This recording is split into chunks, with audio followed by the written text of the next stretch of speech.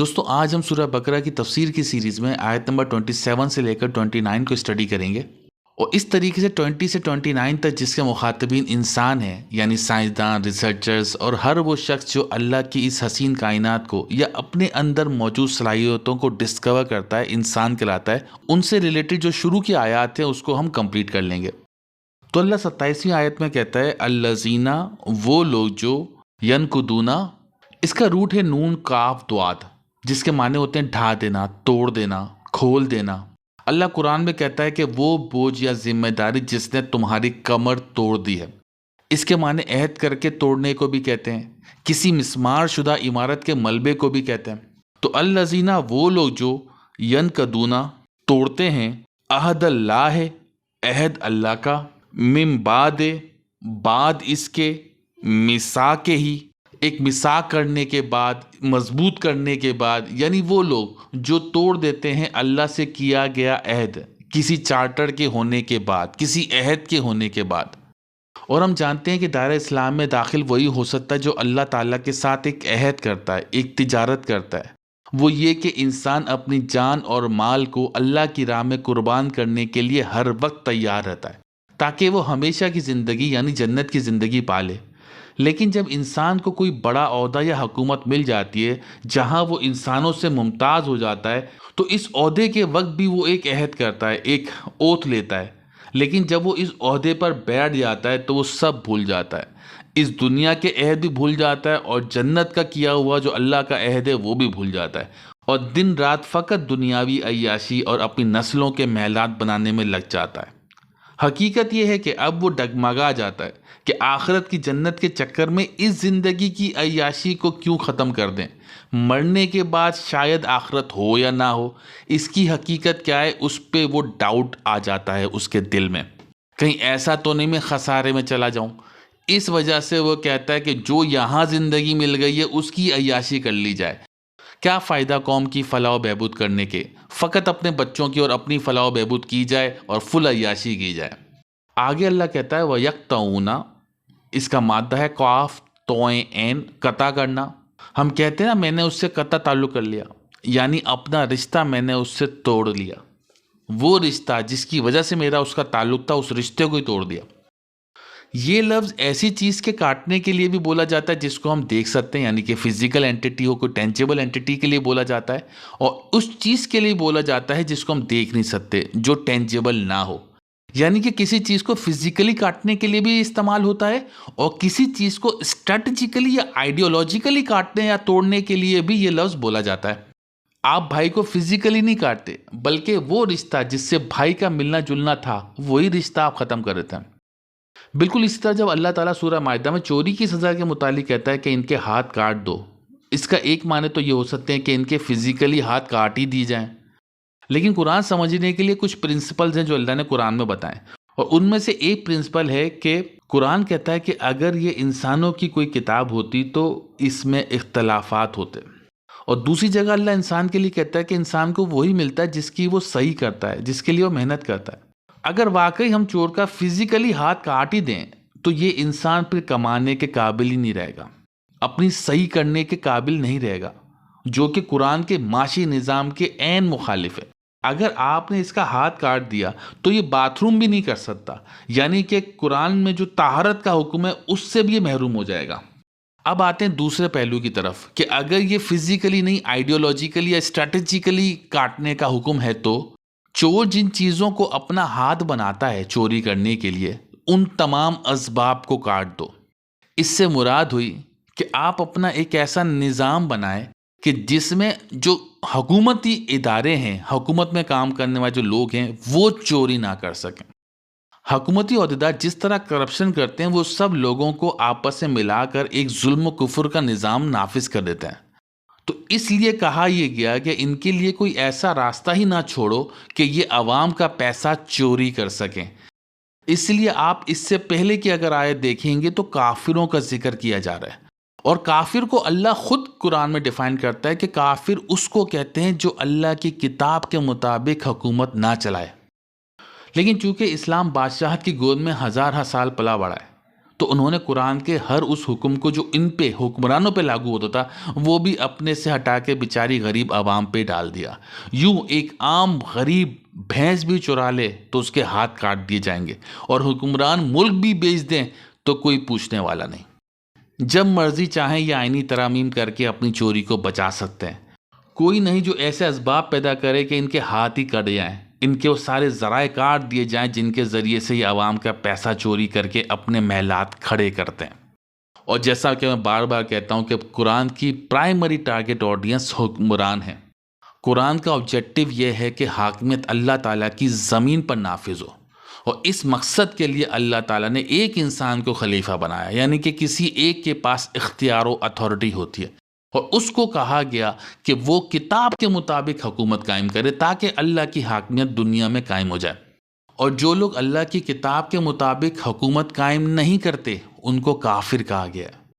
اور اس کافر حکمران کے جو عہدیدار ہوتے ہیں، جو میکینزم چلانے والے جو بیوروکریٹس ہوتے ہیں، اور جو بھی حکومتی ادارے کے لوگ ہوتے ہیں، وہ مشرکین کہلاتے ہیں. کیونکہ وہ یہ نہیں دیکھتے کہ جو حکم ہمیں مل رہا ہے وہ اللہ کے حکم کے منافی ہے یا نہیں. وہ فقط اپنے حکمران کو خوش کرنے میں لگے رہتے ہیں تاکہ ان کو مراد مل جائیں. چاہے اللہ کے حکم پامال ہوں یا نہ ہو، ان سے کوئی فرق نہیں پڑتا. ایسے لوگوں کو مشرکین کہا گیا کیونکہ انہوں نے اللہ کے حکم میں شریک بنا دیا اس حکمران کو. تو اس آیت میں اللہ یہی بات کرتا ہے کہ یہ لوگ حلف لے کر، عہد کر کے اللہ کے ساتھ، اور پھر توڑ دیتے ہیں. اور اس کے بعد کہا گیا وَيَقْطَعُونَ، اور یہ کاٹتے ہیں، ماں جو امرا حکم دیا گیا، اللہ نے، بِہِ یعنی کہ اس کا یا اس کے ساتھ، ان کے یوصلہ وہ جوڑا جائے. مطلب اللہ نے جس چیز کو جوڑنے کا حکم دیا ہے یہ اسی کو کاٹتے ہیں. حالانکہ یہ حلف لے کر آئے تھے عہدے پر، اس بات پر بیٹھے، اور مسلمان وہ اس بات پر ہوئے کہ وہ اس حکم کو بجا لائیں گے جو اللہ نے کہا ہے. وہ اس چیز کو جوڑیں گے جس کو اللہ نے کہا ہے، اور اس چیز کو کاٹیں گے جس کو اللہ نے کہا. لیکن یہ کاٹتے اس چیز کو ہیں جس کو اللہ نے جوڑنے کا کہا ہے. اور اللہ نے جوڑنے کا کہا ہے انسانوں کو. اللہ قرآن میں صاف کہتا ہے تمام انسانیت ایک امت واحدہ تھی، اور پھر انسانوں نے اختلافات کیے، گروپ بنا لیے. تو بجائے اس کے کہ انسانیت کو ایک کیا جائے، یہ مزید انسانیت کو کاٹتے ہیں، ٹکڑے کرتے ہیں، گروپوں میں توڑتے جاتے ہیں، اور ڈیوائڈ اینڈ رول کے تحت اپنی حکومت چلاتے جاتے ہیں.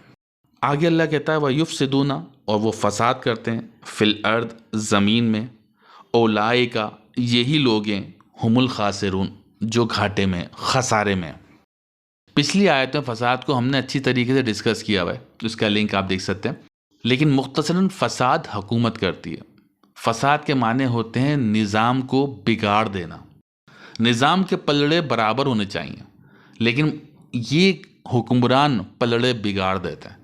ساری عیاشیاں، فیسلٹیز ان کے پلڑوں میں، حکمرانوں کے پلڑوں میں آتی ہیں، اور عوام کے پلڑے میں آتا ہے ٹیکس، غلامی اور قانون کا خوف. اس طرح زمین میں یہ فساد قائم کر دیتے ہیں. سارے فائدے ان کے اور عوام کے لیے فقط نقصانات. اس طریقے سے زمین میں فساد قائم کرتے ہیں. اور اللہ تعالیٰ ان کو کہتا ہے کہ یہ سمجھتے ہیں کہ یہ فائدے میں، لیکن در حقیقت جیسے ان کی آنکھ بند ہوگی تو ان کو پتہ چل جائے گا کہ کتنا بڑا خسارہ ہے جو انہوں نے اپنے لیے موڑ لیا. آگے 28 سورت میں اللہ تعالیٰ کہتا ہے کیفا، کس طرح، تکفرون تم انکار کرتے ہو، باللہ اللہ کا، وکنتم حالانکہ تھے تم، امواتن موت میں یا مرے ہوئے یا مردہ حالت میں، فاحیاکم پھر اس نے زندہ کیا تمہیں، ثم پھر یمیتکم وہ موت دے گا تمہیں، ثم پھر یحییکم وہ زندہ کرے گا تمہیں، ثم پھر الیہ اسی کی طرف ترجعون تم لوٹائے جاؤ گے. اس آیت میں دلچسپ بات ہے جو غور کے لائق ہے. اللہ کہتا ہے کہ تم مردہ تھے، اس نے زندگی عطا کی. یعنی ہماری پیدائش سے پہلے کی حالت کو اللہ نے موت کہا ہے، اور پھر اللہ نے ہمیں زندگی عطا کی، یعنی ہماری حیوانی زندگی. اس کے بعد اس حیوانی جسم کی موت ہو جائے گی، اس مشین کی لائف ختم ہو جائے گی یا ایکسپائر ہو جائے گی، یعنی کہ ہم پر موت وارد ہو جائے گی، ہمیں دوسری موت مل جائے گی. اب وہ ہمیں دوبارہ زندگی دے گا. دوسری جگہوں پر اللہ اسی کو دوسری پیدائش کہتا ہے. کہیں کہتا ہے جیسے پہلی بار پیدا کیا تھا ویسے ہی دوسری بار پیدا کر دیں گے. اس پر میں ایک تفصیلی ویڈیو کر چکا ہوں. لیکن اہم بات یہ ہے کہ ہماری دوسری پیدائش ہوگی، لیکن دوسری پیدائش ہمارے اعمال سے مشروط ہے. یہ صرف اسی کو ملے گی جس نے دوسری زندگی حاصل کرنے کے لیے اعمال کیے ہوں گے، محنت کی ہوں گے. اور کیا اعمال کیے ہوں گے؟ یعنی کہ اپنے کردار کو خدا کے رنگ سے رنگا ہوگا، خدا کی صفات کو اپنے کردار کے اندر لے کر آیا ہوگا، نو انسانی کے لیے کچھ کیا ہوگا. اس شخص کو دوسری زندگی مل جائے گی، یعنی کہ ایک نئی زندگی. تو ایسا ہرگز نہیں ہے کہ یہی جسم ہمارا دوبارہ زندہ ہو جائے گا. حقیقت یہ ہے کہ ہمیں ایک نیا جسم، ایک نئی زندگی، ایک نئی دنیا ملے گی جو کہ نور سے بنی ہوئی ہوگی. لیکن چونکہ تمام مذاہب یہی بیلیف کرتے ہیں کہ یہی جسم زندہ ہو جائے گا، اسی وجہ سے تمام مذاہب اس بات پر زور دیتے ہیں کہ ہمارے نبی ہمیں بچا لیں گے. تو اگر آپ غور کریں تو دوسری پیدائش ہمارے اعمال کے ذریعے سے ہو رہی ہے، ایک نئی کائنات میں، ایک نئے جسم میں. تو اس نظریے پہ تو کوئی بھی سفارش کا کانسیپٹ بیٹھ ہی نہیں سکتا. تو اس آیت کے مطابق ہم اس زندگی سے پہلے مردہ تھے، ہمیں زندگی ملی اور پھر دوبارہ مردہ ہو جائیں گے. یعنی جسم کی موت کے بعد ہم اسی حالت میں آ جائیں گے جو پیدائش سے پہلے کی حالت تھی. اس طرح وہ جو ہمارے یہاں وہ عقیدہ ہوتا ہے عالم برزخ میں ہم انتظار کریں گے قیامت کا، گناہ گاروں کو قبر میں بھی عذاب ملنا شروع ہو جائے گا اس وقت تک جب تک قیامت نہ آ جائے.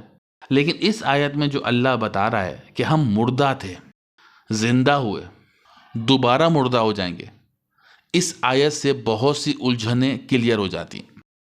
آگے 29ویں آیت میں اللہ تعالیٰ کہتا ہے ہوا وہی ہے الذی جس نے خلقا پیدا کیا لکم تمہارے لیے ما جو فی الارض زمین میں ہے جمیعاً سب کا سب. یعنی وہی اللہ ہے جس نے پیدا کیا تم سب کے لیے وہ سب کچھ جو زمین کے اندر ہے. مطلب صاف ظاہر ہے کہ پیداوار اللہ نے سب انسانوں کے لیے پیدا کی، نہ صرف انسان بلکہ جانوروں تک کے لیے بھی پیدا کی. اسی وجہ سے اس پوری زمین کو، یہ پورے سرمایہ کو کسی خاص انسان کے لیے نہیں ہونا چاہیے. سب انسان اس معاملے میں برابر ہیں. زمین اور اس میں پیدا ہونے والا سب کچھ جب کسی انسان کا پیدا کردہ ہے ہی نہیں تو انسان کیسے اس کو اپنی ملکیت میں لے سکتا ہے؟ ان وسائل کو اس لیے پیدا کیا گیا ہے کہ سب جاندار اپنی جسمانی ضروریات کو پورا کرتے چلے جائیں اور پھر اس کے بعد ان وسائل کو استعمال کر کے انسان اپنی انسانی صلاحیتوں کو نکھارتا چلا جائے.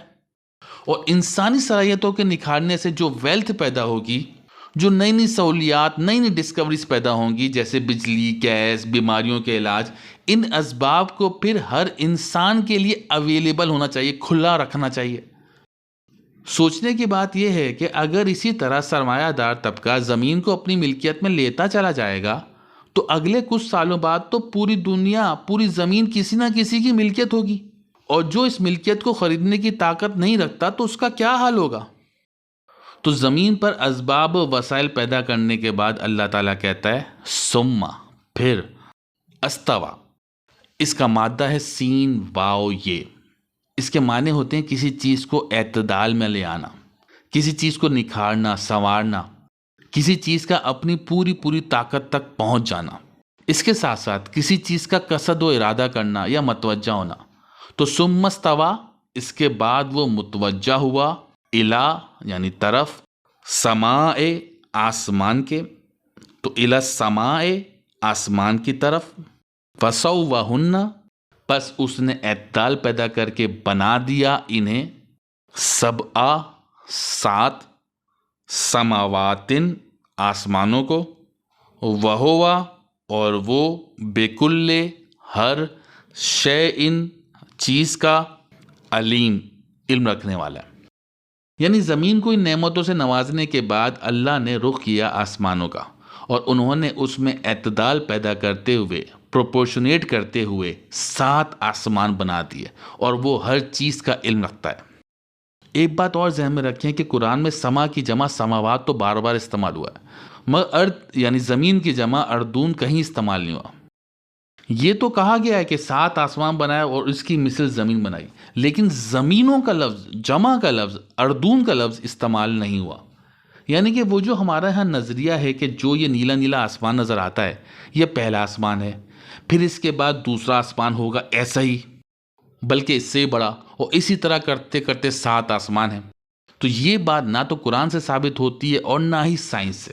سائنس تو ہمیں بتاتی ہے کہ نیلا آسمان جیسی کوئی چیز ہی نہیں ہے، اسپیس تو ایمٹی ہے، یہ جو نیلا کلر نظر آتا ہے یہ تو ریفلیکشن ہے روشنی کا۔ تو پھر سما کے معنی کیا ہوں گے؟ میں اس پر ویسے تو ایک تفصیلی ویڈیو بنا چکا ہوں، مگر مختصراً سما کے لغوی معنی ہوتے ہیں بلند ترین مقام۔ جو بھی چیز بلندی پر ہو اس کے لیے سما کا لفظ استعمال ہوتا ہے۔ تو یہ جو بلندی پہ نیلا نیلا سا آسمان نظر آتا تھا اس کو بھی سما کا لفظ ہی کہا جاتا تھا۔ یہ معنی مگر اس لفظ کے اصطلاحی معنی، مگر اللہ نے اس کے لغوی معنوں میں سما کا لفظ قرآن میں استعمال کیا، یعنی بلند ترین مقام۔ اور ارتھ کے معنی ہوتے ہیں لوئسٹ پوائنٹ، سما معنی ہائیسٹ پوائنٹ اور ارتھ معنی ہوتا ہے لوئسٹ پوائنٹ، یہ ان کے لغوی معنی۔ ہمارے پلانٹ ارتھ کا لوئسٹ پوائنٹ تو ہماری زمین ہو گئی، اور اس کا ہائیسٹ پوائنٹ کیا ہوگا؟ اس کا ہائیسٹ پوائنٹ وہ پوائنٹ ہوگا جس کے گرد یہ اپنے چکر لگا رہی ہے، ریوالو ہو رہی ہے۔ اور آج ہم جانتے ہیں کہ زمین سورج کے گرد چکر لگاتی ہے، ریوالو ہوتی ہے۔ تو اس ریوالومنٹ کو اگر آپ اینالائز کریں گے تو لوئسٹ پوائنٹ ہے پلانٹ، یعنی کہ اگر پلانٹ ارتھ کی بات ہو رہی ہے تو ارتھ لوئسٹ پوائنٹ ہوگا اور ہائیسٹ پوائنٹ ہوگا اسٹار یعنی سورج۔ تو یہ ہو گیا پہلا زمین، پہلا آسمان۔ پھر سورج بھی چکر لگا رہا ہے کسی چیز کا، سورج چکر لگا رہا ہے سینٹر آف ملکی وے کی طرف، یہ ہو گئی سیکنڈ لیول آف ریوالومنٹ یعنی دوسرا آسمان۔ اس میں تمام اسٹارز جو کہ ملکی وے کی طرف چکر لگا رہے ہیں وہ زمین بن جائیں گے اور لوئسٹ پوائنٹ بن جائیں گے، اور وہ جس کی طرف چکر لگا رہے ہوں گے یعنی کہ سینٹر آف ملکی وے وہ سما کہلائے گا، ہائیسٹ پوائنٹ کہلائے گا۔ اسی طریقے سے ملکی وے بھی اسٹل نہیں ہے، وہ بھی چکر لگا رہا ہے، ریوالو ہو رہا ہے کسی کی طرف۔ کہتے ہیں کہ سپر میسو بلیک ہول کی طرف ملکی وے چکر لگا رہی ہے۔ تو اس سینیریو میں جتنی گلیکسیز ہیں وہ لوئسٹ پوائنٹ کہلائیں گی، اور جس کے گرد وہ چکر لگا رہی ہیں یعنی کہ بلیک ہول کی طرف وہ ہائیسٹ پوائنٹ کہلائے گا، تو وہ سما کہلائے گا، اور تمام گلیکسیز ارتھ کہلائیں گی۔ یہ ہو جائے گا تیسرا آسمان یا تھرڈ لیول آف ریوالومنٹ۔ اس طرح کرتے کرتے 7 آسمانوں کا یہ سلسلہ پہنچتا ہے، یعنی مادہ اور انرجی کا، ٹائم اینڈ اسپیس کا سلسلہ اس طریقے سے کرتے کرتے 7 لیول آف ریوالومنٹ تک جاتا ہے، اور اس کے اوپر آتا ہے اللہ کا عرش۔ لیکن عرش سے پہلے ایک اور چیز آتی ہے جس کو اللہ تعالیٰ کہتا ہے کہ اس دن تو دیکھے گا کہ تیرے رب کا عرش 8 ملائکہ اٹھائے ہوئے ہیں۔ اس کی تفسیر ہم اس کے وقت آنے پر کریں گے۔ تو اس طریقے سے ہم سورہ بقرہ کی 29 آیات کی ہم تفسیر کو دیکھ چکے ہیں۔ اب اس کے فوراً بعد آئے گا ذکر قصہ آدم کا، یعنی کہ انسانیت اس مقام تک کیسے پہنچ گئی۔ یہاں تک اگر کوئی سوال ہے تو ضرور کمنٹ باکس میں کیجیے۔ شکریہ۔